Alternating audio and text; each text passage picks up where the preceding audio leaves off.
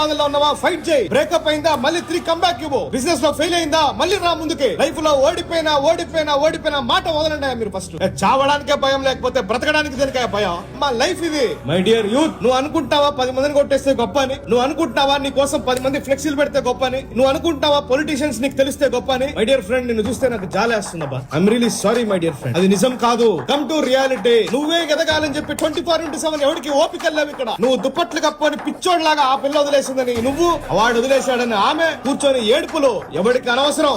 ఏం life, బొకడా life నాకుంది, అందరికి ఉంది. గో 2 చేతులు 2 కాళ్ళు బాగా పనిచేస్తున్నాయంటే ఆ భగవంతుడికి దండం పెట్టి ప్రతిరోజు లేచి పొద్దున్నే లేచి నీకు ఆలోచనలు వస్తున్నాయి చూసావు, అట్లీస్ట్ అవి కూడా లేకుండా బ్రతుకుతున్నారా బయట. నీకు కంఫర్ట్ జోన్ ఎక్కువ అయ్యేసరికి ఆలోచనలు ఎక్కువ అవుతున్నాయి. దాన్ని వదిలిపారే ఫస్ట్.